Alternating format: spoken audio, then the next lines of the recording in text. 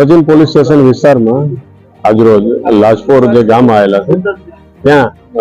બધી નોનવેજની અને બીજી ખાણીપીણીની ઘણી દુકાનો આવેલા છે. તો આજે હેલ્થ અધિકારી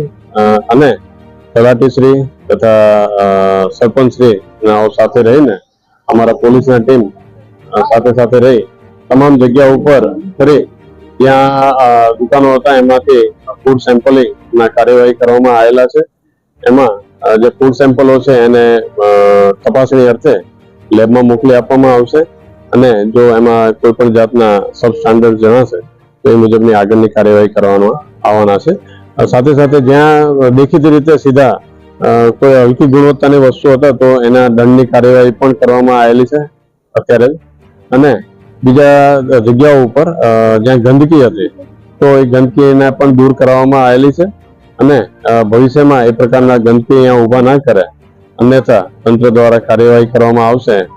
એ પણ એમને તાકીદ કરવામાં આવી છે. જોડે જોડે આ જે રસ્તો છે તે નવસારી હાઈવે છે અને આના જે કહેવાય કે ભાઈ આ અહીંયા ખૂબ ચહેલ પહેલ રહેતી હોય છે જેથી કરીને ઘણીવાર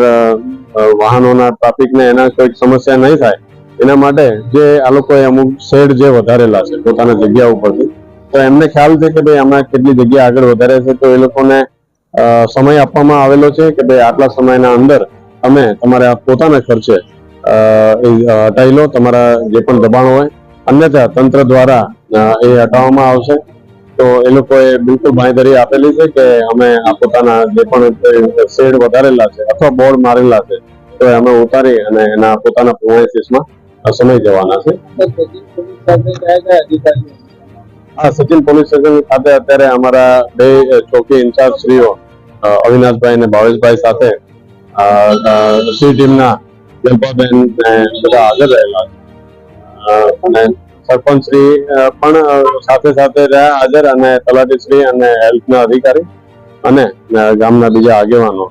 પણ સાથે કામગીરીમાં જોડાયેલા.